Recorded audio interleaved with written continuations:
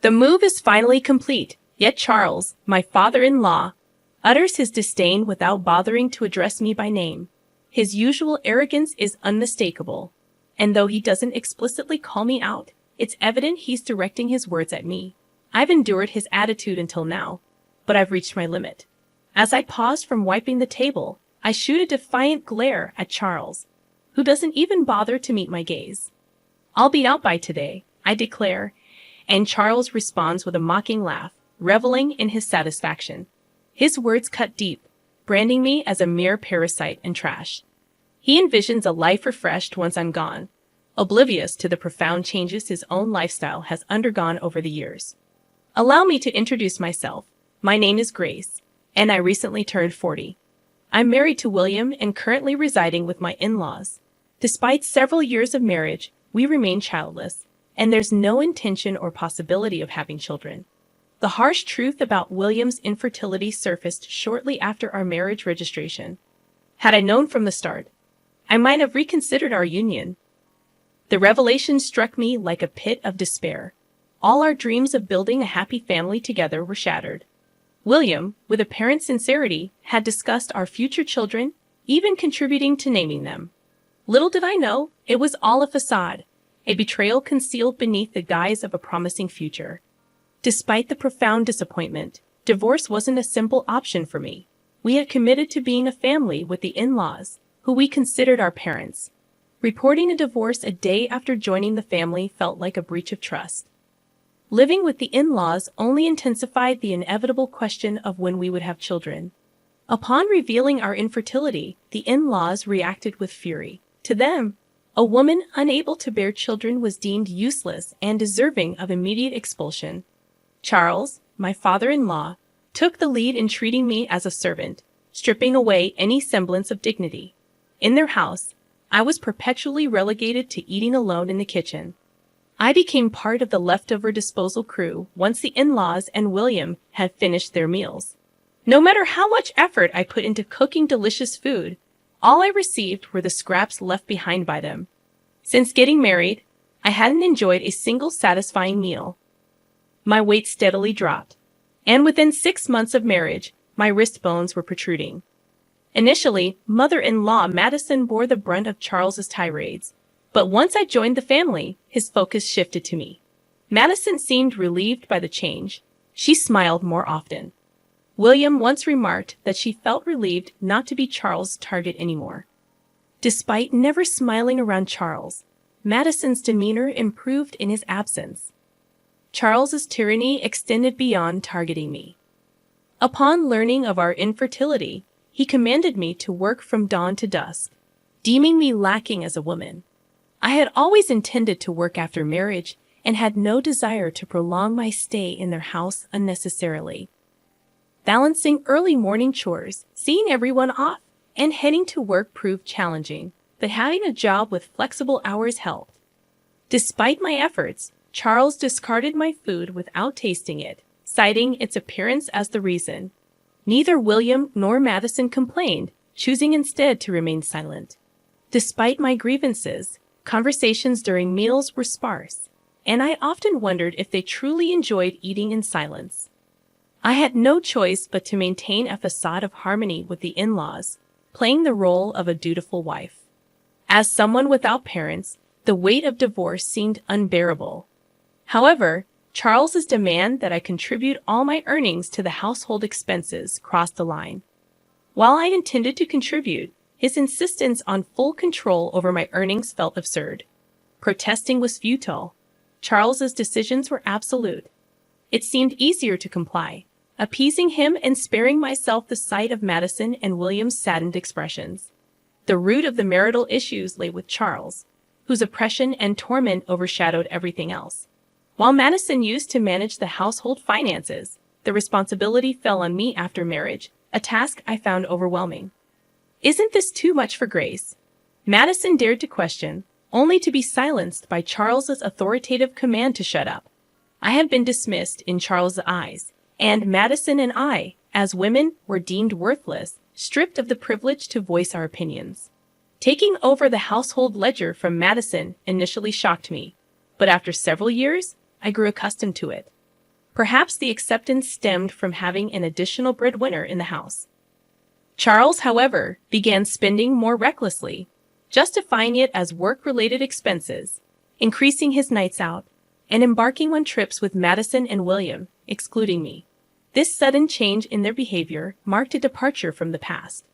Despite the years that had passed, Charles continued to treat me as an outsider, labeling me a parasite or trash. In my younger years, I endured the peace that came when Charles wasn't home, not minding my role as a mere housekeeper. However, as I approached 40, I found his behavior intolerable. The fear that once kept me silent waned, and I started speaking up. Charles didn't appreciate my newfound assertiveness, leading to resentment and a worsening negative loop.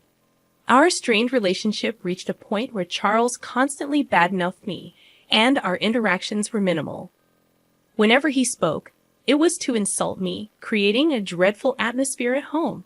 Despite the escalating tension, I refused to comply when Charles demanded I leave the house. I snapped back, questioning where I could go knowing I had no parents. Charles, fueled by anger, slammed glasses onto the table, breaking them in the process. Tired of enduring the constant yelling, I deviated from my usual apology and spoke sharply to Charles. I pointed out that he should calm down in his older age. Unaccustomed to such defiance, Charles became furious, asserting his dominance as the master of the house, declaring that a wife like me shouldn't have opinions. Frustration reached its peak, and I confronted Charles head-on, expressing my years-long desire to be treated like a human. He retaliated, escalating to grabbing me by the collar and vehemently declaring that a person like me wasn't needed in his house. The force of his words was enough to shake the furniture, and in that moment, I was pushed away. I should have offered an apology right then and there, but I could no longer contain my frustration.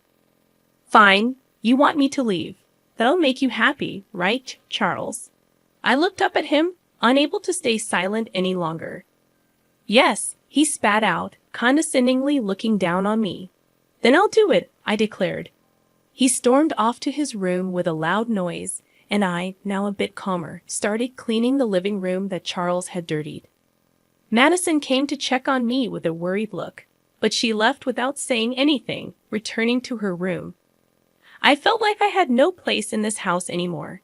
Neither William nor Madison would protect me, and years of endurance exploded, making me feel even more isolated. The next day, as usual, I got up early and began my routine. Charles woke up and entered the living room, sitting on the sofa, leaning back, and spreading the newspaper without even glancing at me. Then, without looking up, he asked, "Finished moving yet?" There was no way I could have moved out so soon after yesterday's events. I didn't even think he was serious. I thought it was just a drunken outburst, not something he meant. This was about leaving the house, right? "When will you leave? You have no right to live here anymore," Charles said, still not looking at me. I stopped wiping the table and turned to face him. If he was serious about wanting me to leave, then I would respond seriously. "I'll be out by today," I declared. Madison, who was listening nearby, froze, her worried gaze falling on me. It was clear that once I left, Charles would target Madison again, and she didn't want me to go. However, Charles insisted on my departure, and I had no other option. Charles laughed loudly, likely satisfied that he was getting his way. I rushed out of the living room, quickly packed my things, and left the in-laws' house. I hadn't decided where to go, but I felt liberated.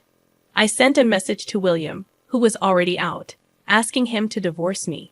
A lawyer would contact him, and then I turned off my phone.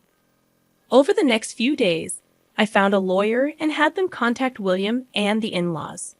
Charles, thinking divorce was inevitable, pressured William into signing the papers quickly. Despite William's reluctance, he signed the agreement under Charles's glare. I signed in front of the lawyer, and the divorce was finalized. We completed the distribution of property, and I was able to claim a settlement for Charles's harassment, which I had recorded. It was worth paying for a lawyer instead of fighting alone. Charles, concerned about his public image, avoided any complications by involving lawyers. Knowing exactly how much money Charles had from managing the household finances, I I suggested an amount he could just about afford. With the property distribution and harassment settlement paid in full, I started a comfortable life in my own apartment. I used to hate being alone before marriage, but after living with the in-laws and getting divorced, I embraced the newfound freedom. I've grown to appreciate the solitude of my own time. Cooking meals for myself, I relish the tranquility without anyone raising complaints. About 3 months after the divorce, Charles persistently calls, and though I assume it's nothing positive, I choose not to answer. However, a momentary lapse results in me accidentally picking up. "What have you done to my house?" Charles's voice booms through the phone. Instinctively, I move the device away from my ear to endure the loud onslaught. I respond, "I haven't done anything. I left the house as you instructed." Charles remains unsatisfied, continuing to yell. He's upset about notifications regarding issues with withdrawals, blaming me for the problem. I calmly assert that I didn't alter anything and adhered to his instructions, managing and paying everything due. As the realization of why Charles is angry dawns on me, a grin widens on my face. I'm glad he's not here to witness it. Charles, incredulous, questions the financial aspects, asking how much I earned. I recall never revealing my salary details to him. $45,000 take home. I respond. Charles reacts with a sound akin to a squashed frog before falling silent. In truth, my job in sales at an investment trust company involved a commission-based salary, influenced by the returns generated for investors. Unfortunately, much of it vanished due to Charles' extravagant spending. However, I had wisely invested the inheritance from my parents, bringing in some income. Although not substantial, it covered living expenses. During the property distribution, only William's savings were considered since my parents' inheritance and its earnings were not part of it. Charles, insistent, questions whether the standard of living before marriage was the same. As I press on, he begins to get angrier. In the midst of his tirade, I couldn't help but laugh at his absurd demand. With Charles yelling to keep contributing money to the house, I retort, "You're the one who ruined it. Why should I, no longer a family member, give you money?" I chuckled half-heartedly, and amidst my laughter, I heard something shatter on the other end. Another one of Charles's tantrums. The realization that I no longer had to clean up after his outbursts made me almost wish he would break more. We were strangers now, no longer family or anything remotely close. I urged him not to act like family and advised him to manage his own finances, leaving him just enough to get by. With that, I bid him goodbye and ended the call. I anticipated more calls, but none came. I thought maybe he was remorseful, but it became apparent that wasn't the case. Perhaps he felt ashamed for not being able to make payments and resorted to ordering William and Madison to borrow money from financial institutions, plunging them into further debt. While payments were made, their unwillingness to change their lifestyle perpetuated the cycle of accumulating more debt each month. I learned about this when William pathetically contacted me, even expressing a desire for reconciliation. Furthermore, William proposed cutting ties with Dad and getting back together. However, such a suggestion seemed hypocritical coming from someone who never stood up for me against Charles' harassment. Despite choosing to stay with William, knowing we couldn't have children, he never protected me. Returning to him was not on my agenda. Charles might have felt suffocated, but that was no longer my concern. I wish they understood the consequences of their actions and endured the suffering now. The in-laws struggled with debt, yet they couldn't bring themselves to reduce their lifestyle standards. Charles, now a contract worker with a reduced salary, joined Madison and William in part-time security jobs. It wasn't just Charles. It was also Madison and William, persisting in maintaining their living standards despite being at their limits. I used to be desperate to protect William, but now I lived for myself. At 40, having children might be challenging, but I remained open to the possibility. Before the divorce, waking up felt like a chore, but now I woke up feeling refreshed, eagerly anticipating a better future in my new life.